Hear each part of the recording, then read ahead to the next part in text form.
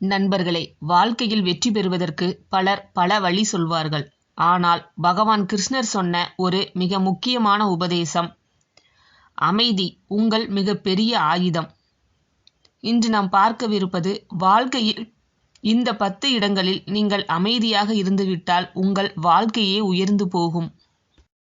உங்களை தவறாக புரிந்து கொள்ளும் மனிதரிடம், அதாவது ஒருவர் உங்களை புரிந்து கொள்ளவே விருப்பமில்லாதவர், அவரிடம் நீங்கள் பேசிக்கொண்டே இருந்தால் உங்களின் ஆற்றல்தான் குறையும்.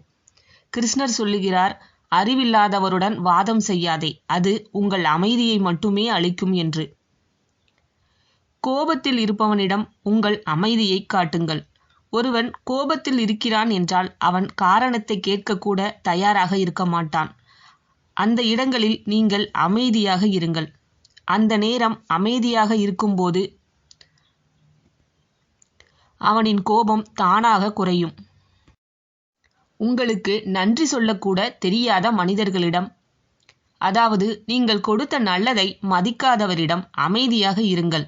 ஏனெனில் கிருஷ்ணர் சொல்லுகிறார், நீ தரும் நன்மை பூரணமாக திரும்ப வராது, ஆனால் கர்மா அதை சரியாக கணக்கிடும் என்று. நீங்கள் சோர்வாக இருக்கும் நேரத்தில் அந்த நேரத்தில் எடுக்கப்படும் முடிவுகள் தவறாகவே அமையும். சோர்வு குழப்பத்துக்கு வழிவகுக்கும். குழப்பப்பட்ட மனம் தவறான முடிவை எடுக்கும். அமைதியாக இருங்கள். மீண்டும் சக்தி வந்த பிறகுதான் தீர்மானிக்க வேண்டும். வாதத்தில் ஜெயிக்க வேண்டிய மனிதரை பார்க்கும்போது அமைதியாக இருங்கள். ஏனெனில் சிலருக்கு உண்மை வேண்டாம், ஜெயிப்பு மட்டுமே வேண்டும். அப்படிப்பட்டவர்களிடம் நீங்கள் உண்மையை நிரூபிக்க முயற்சிக்காதீர்கள். அது உங்கள் மன அமைதியைத்தான் அளிக்கும். நச்சு மனிதர்களின் முன்னே நீங்கள் அமைதியாக இருந்தால்தான் உங்கள் வாழ்க்கை பாதுகாப்பாக இருக்கும். கிருஷ்ணர் சொல்கிறார், உன் ஆன்மாவை காயப்படுத்தும் மனிதர்களிடமிருந்து தூரத்தில் இரு என்று. தேவையில்லாத விமர்சனத்தில், பயனில்லாத விமர்சனம் மனதை அசைக்கும் சத்தம். அதை எதிர்கொள்ள வேண்டியதில்லை. அமைதியாக இருந்தால் விமர்சனம் தானாகவே விழுந்துவிடும். அந்த நேரங்களில் அமைதியாக இருங்கள். உங்கள் கனவுகளை மதிக்காதவரிடம், உங்கள் கனவுகள் உங்களுக்கென தனிப்பட்டவை, மற்றவர்கள் அதை ஏன் புரிந்து கொள்ள வேண்டும்? அவர்களிடம் அமைதியாக இருங்கள். உங்கள் சாதனையே அடுத்த பதிலாக அமையும்.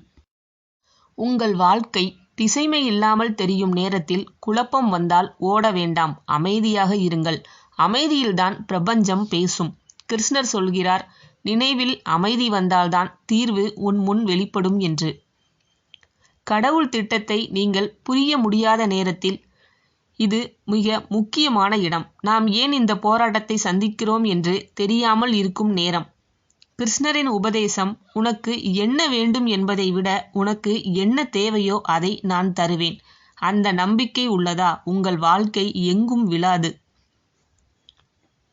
இந்த 10 இடங்களில் நீங்கள் அமைதியை பாதுகாத்து கொண்டால் உங்கள் மனது வலுவாகும், உங்கள் முடிவுகள் தெளிவாகும், உங்கள் வாழ்க்கை உயர்ந்து போகும்.